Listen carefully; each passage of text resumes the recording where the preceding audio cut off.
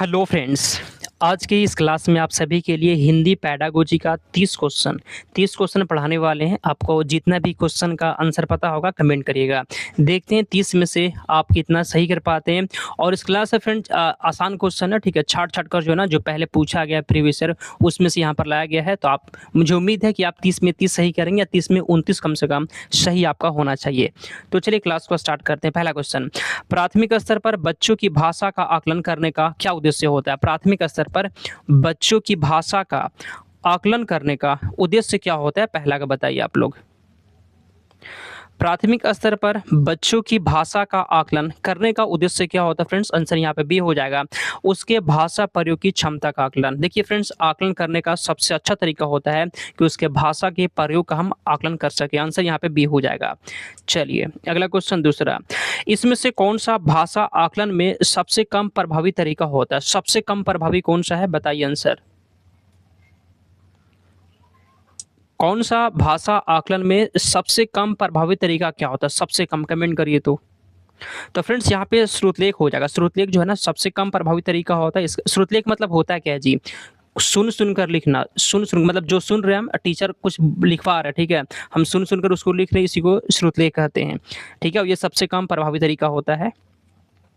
अगला, आकलन की प्रक्रिया में केवल बच्चों की क्षमताओं का आकलन नहीं होता है बल्कि शिक्षा की शिक्षण प्रक्रिया का भी आकलन होता है। यह विचार पूर्णतः सही है, अंशतः सही है, पूर्णतः गलत है, निराधार। आंसर यहाँ पे हो जाएगा पूर्णतः सही दिया गया है। आगे चलते 4 नंबर क्वेश्चन। चलिए, रीमा ने तीसरी कक्षा में पढ़ने वाली रितिका की भाषा क्षमता, भाषा निष्पादन संबंधी क्रमिक प्रगति का ब्यौरा उसके अभिभावकों को दिया। रीमा ने डैश के आधार पर यह जानकारी दी। कमेंट करिए। तो रीमा ने जो है ना तीसरी कक्षा में पढ़ने वाली रितिका की भाषा क्षमता, भाषा निष्पादन संबंधी क्रमिक प्रगति का ब्यौरा जो है ना अभिभावकों को दिया।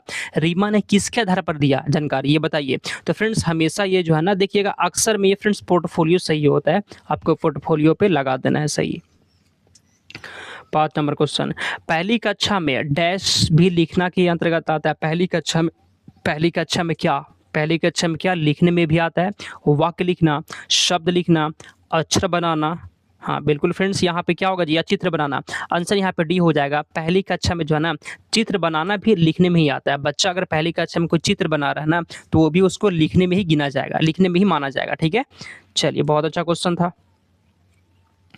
प्राथमिक स्तर पर पढ़ना सीखने में सबसे कम महत्वपूर्ण क्या है? सबसे कम महत्वपूर्ण मतलब आपको सबसे कम पूछेगा ना तो आपको नेगेटिव खोजना है। नेगेटिव कौन है जी?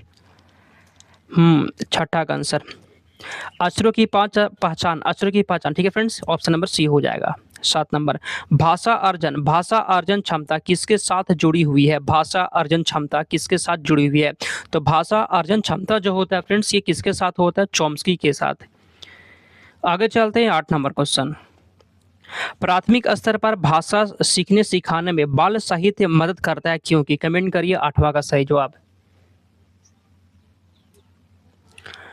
प्राथमिक स्तर पर भाषा सीखने सिखाने में बाल साहित्य मदद करता है क्योंकि फ्रेंड्स 8 का बताइए। तो वह भाषा की रंगतें प्रस्तुत करता है। आंसर आपका सी हो जाएगा। आगे चलते हैं 9 नंबर क्वेश्चन, कक्षा 1 में बच्चे अपने डैश एवं डैश से प्राप्त बोलचाल की भाषा के अनुभवों को लेकर स्कूल आते हैं। कक्षा जो है ना, कक्षा 1 में बच्चे अपने किसका और किससे प्राप्त बोलचाल की भाषा को फ्रेंड्स स्कूल लेकर आते हैं। तो सुनिएगा, याद करिएगा ध्यान से।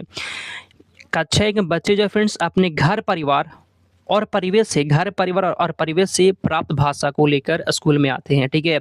घर परिवार और परिवेश से। चलिए 10 का आंसर, प्राथमिक स्तर पर बच्चों की भाषाई क्षमताओं का विकास करने का अर्थ क्या होता है? बच्चों की भाषाई क्षमता का विकास करने का मतलब क्या हुआ? चलिए कमेंट करिए। तो यहाँ पे आंसर आपका सी वाला हो जाएगा फ्रेंड्स, भाषा प्रयोग की कुशलता पर अधिकार।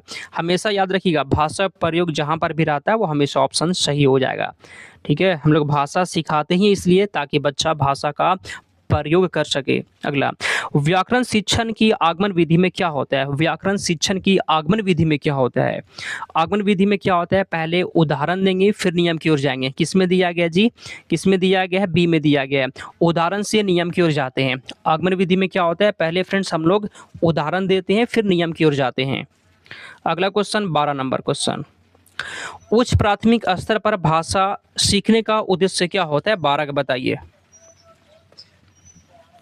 चलिए, उच्च प्राथमिक स्तर पर भाषा सीखने का उद्देश्य क्या होता है फ्रेंड्स? 12 का आंसर यहाँ पे क्या होगा?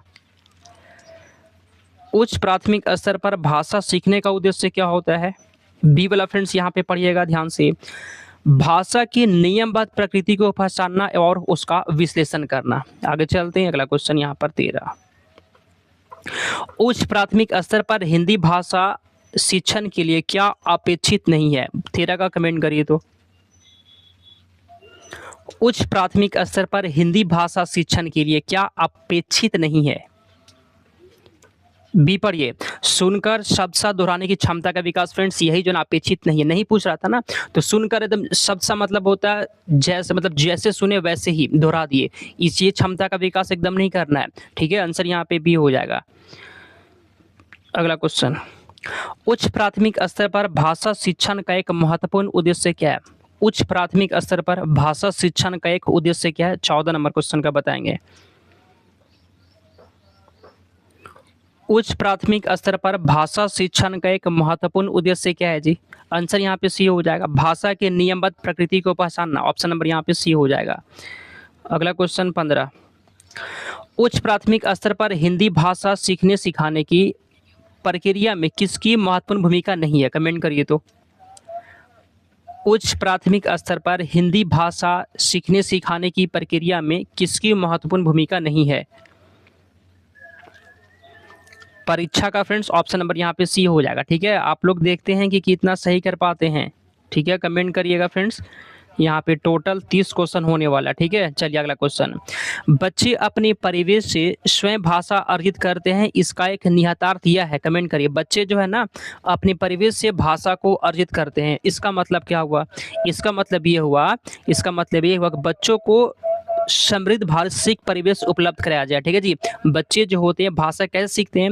वो परिवेश में रहकर, वो फ्रेंड्स वैसे परिवेश में रहकर सीखते हैं, इसलिए बच्चों को समृद्ध भाषिक परिवेश उपलब्ध कराया जाए।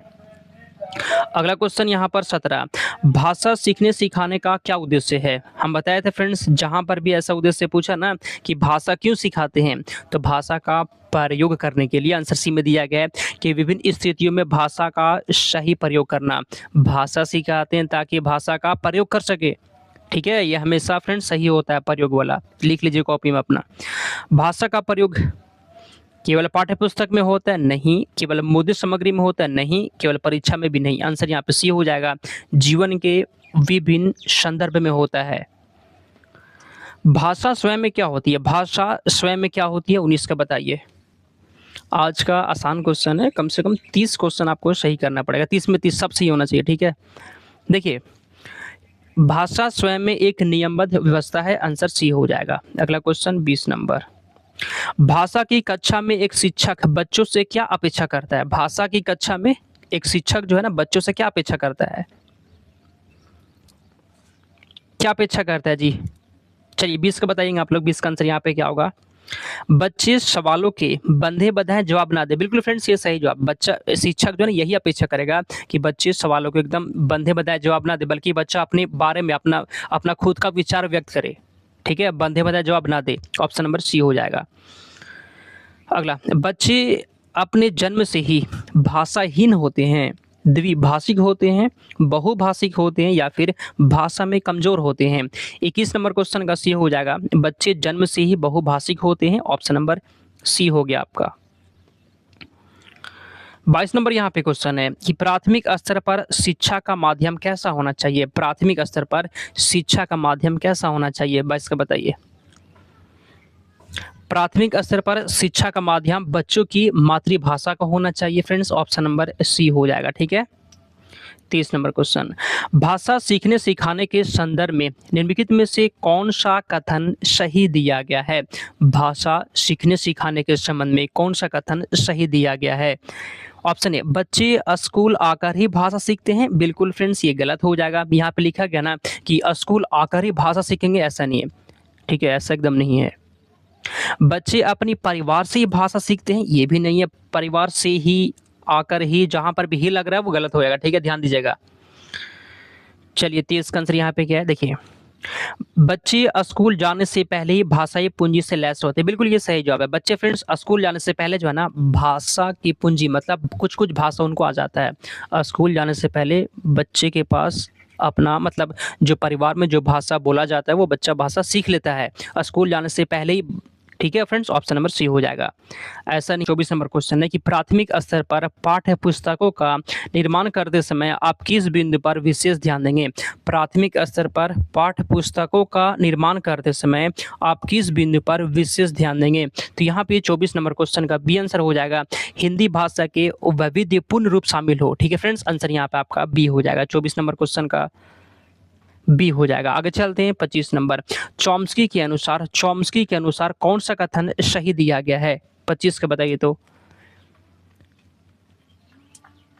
बच्चों में भाषा सीखने की जन्मजात क्षमता होती है, ऑप्शन नंबर ए हो जाएगा। आगे चलते हैं 26 नंबर क्वेश्चन। चलिए, पाठ के अंत में अभ्यास और गतिविधियां देने का उद्देश्य क्या है। पाठ के अंत में अभ्यास और गतिविधि देने का उद्देश्य क्या होता है। 26 का बताइए आंसर। पाठ के अंत में अभ्यास और गतिविधि देने का उद्देश्य क्या होता है फ्रेंड्स। यहाँ पे 26 का आंसर आपका क्या होगा बताइए। देखिए, बच्चों को अभिव्यक्ति के अवसर देना, ऑप्शन नंबर यहाँ पे ही हो जाएगा। आगे चलते हैं 27 नंबर क्वेश्चन। अगला क्वेश्चन, प्राथमिक स्तर पर एक भाषा शिक्षक से सर्वाधिक क्या अपेक्षित है। कमेंट करिए, प्राथमिक स्तर पर जो है ना, एक भाषा शिक्षक से क्या सर्वाधिक अपेक्षित है। 27 नंबर क्वेश्चन का यहाँ पे क्या होगा, देखिए ए में दिया गया ना, कंठस्थ करना गलत होता है। बच्चों को मानक भाषा का प्रयोग करना, मानक जहां पर रहेगा वो गलत हो जाएगा। ठीक है, 27 का सी हो जाएगा। कक्षा और कक्षा के बाहर बच्चों का भाषा प्रयोग के लिए प्रोत्साहित करना। 28 नंबर क्वेश्चन यहाँ पे कहा गया है कि भाषा सीखने की कौन सी विधि मातृभाषा को मध्यस्थ बनाए बिना दूसरी भाषा को सीखने में मदद करती है। भाषा सीखने की कौन सी विधि है जिसमें जो है ना, मातृभाषा को मध्यस्थ नहीं बनाया जाता है बल्कि दूसरा भाषा सिखा दिया जाता है। इसको कहते हैं प्रत्यक्ष विधि कहते हैं, इसको इंग्लिश में कहते हैं डायरेक्ट मेथड। 28 नंबर क्वेश्चन का डी यहाँ पर हो जाएगा। चलिए अगला क्वेश्चन 29 नंबर। जो भी लोग जो है ना सब्सक्राइब नहीं किए हैं कर लीजिएगा। टेलीग्राम से जुड़ना चाहते हैं तो डिस्क्रिप्शन में लिंक दिया गया है। अगला, भाषा शिक्षण में खेल का सर्वाधिक महत्वपूर्ण स्थान है, क्यों बताइए। भाषा शिक्षण में खेल का सर्वाधिक महत्वपूर्ण स्थान है क्योंकि खेल भाषा को विस्तार देते हैं, 30 नंबर और लास्ट क्वेश्चन, पाठ के संदर्भ में ससंदर्भ व्याकरण का क्या शैक्षिक निहितार्थ होता है। 30 का बताइए तो। पाठ के संदर्भ में ससंदर्भ व्याकरण का क्या शैक्षिक निहितार्थ होता है फ्रेंड्स, ऑप्शन नंबर ए हो जाएगा। पाठ के दौरान आए व्याकरणिक बिंदुओं को उसी संदर्भ में स्पष्ट करना, ऑप्शन नंबर यहाँ पे हो जाएगा। 30 क्वेश्चन फ्रेंड्स आपको हम पढ़ा दिए हैं, 30 में आप कितना सही कर दिए हैं और क्लास कैसा लगा बताइए। क्लास अच्छा लगा होना फ्रेंड्स, एक लाइक करिएगा। टेलीग्राम से जुड़ने के लिए डिस्क्रिप्शन में लिंक है, आप जुड़ सकते हैं। ठीक है फ्रेंड्स, आप कितना सही किया ना कमेंट करिएगा। चलिए हम लोग समाप्त करते हैं, मिलते हैं अगले क्लास में।